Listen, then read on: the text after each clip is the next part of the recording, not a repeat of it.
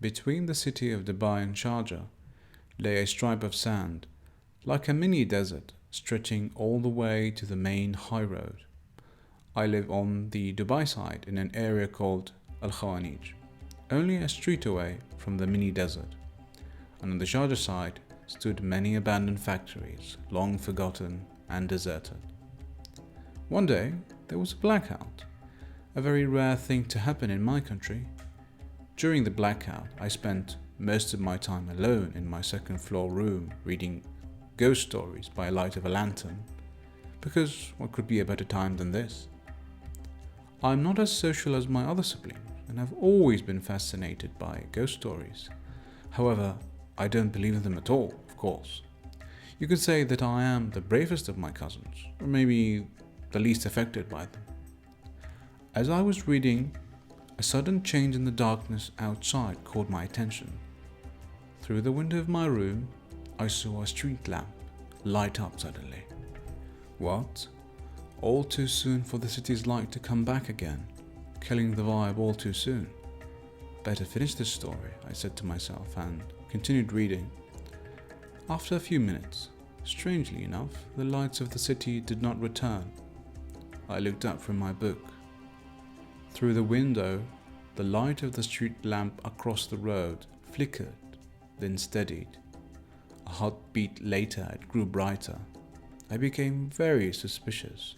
You might think that's a normal street life behavior, and that's what street lamps do. Little did you know, but this street lamp gave out an amber-like glow with tiny light particles gathering around it.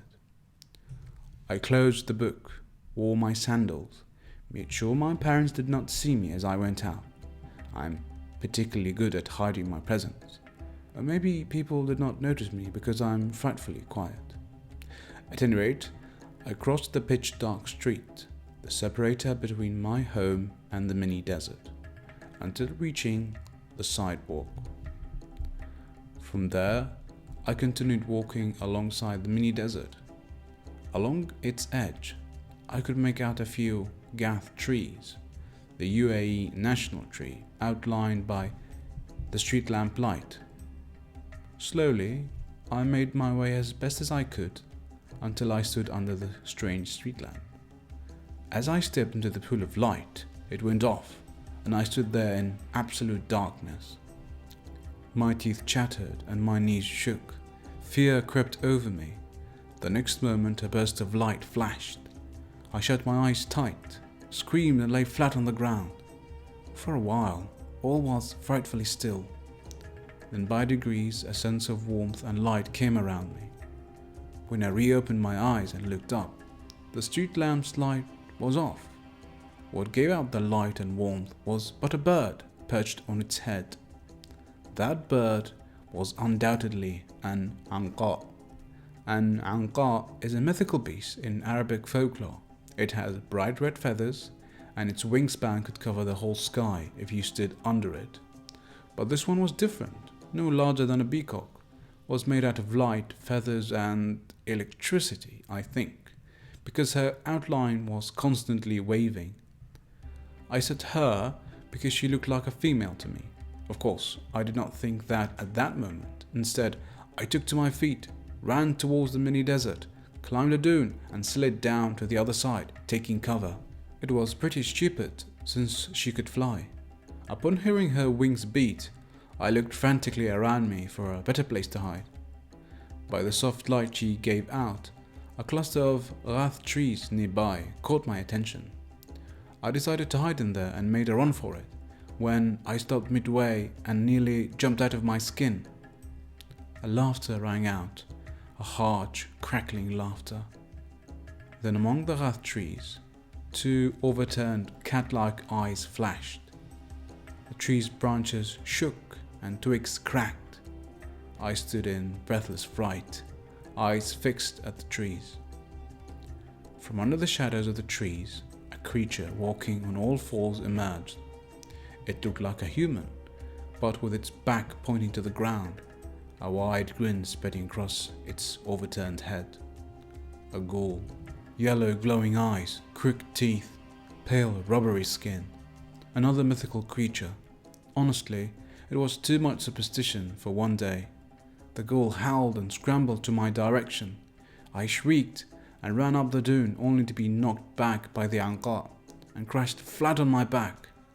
With a breath out of my body, I stared helplessly at a flipped image of a ghoul running towards me. It was my doom. I closed my eyes shut. All I could hear was the ghoul growls and grunts getting nearer and nearer. Then nearer still. Then it did not come. I rolled to lay on my belly, then reopened my eyes. The anqa was swooping down at the ghoul. Glowing feathers fell from its wings and touched the ground with a zapping spark. The ghoul jerked from side to side as the feathers touched its skin. Thereafter, the bird took up high to the sky, glowing like a lantern. Turning and tracing her flight, the ghoul growled madly. Then she swooped down again. During that time, I took the opportunity to run up the dune to return at once to the comfort and safety of my home, and to my good senses, did not leave. I could never miss an opportunity like this. Mythical beasts interacting right before my eyes. So I stood atop the dune watching intently. The anqa continued swooping down, and in turn, the ghoul growled and snapped its teeth at thin air every time she came close. But eventually, she was caught and plucked from the air by the ghoul. They rolled on top of one another, biting, screaming, and electrocuting. When at last, the ghoul dug its teeth deep into her neck, she let out an ear-piercing shriek, glowed deeply red, then exploded into an electric shockwave that lit up the whole neighborhood. I was stunned by the sudden burst of light that the next moment I opened my eyes, the anqa was gone, and only a strange-looking bones remain. The very next day, I told all my family about it, and even showed them the ghoul's skull. I thought they would believe me if I had some form of proof. Boy, was I wrong. They gave me the slip and told me it was 3D printed or bought off from Amazon. And there it lay atop a stack of books on my study desk facing the door. There was something unusual about it though. Every now and then, during a full moon, it would turn its face to the window and stare purposefully with its deep hollowed sockets at the mini desert.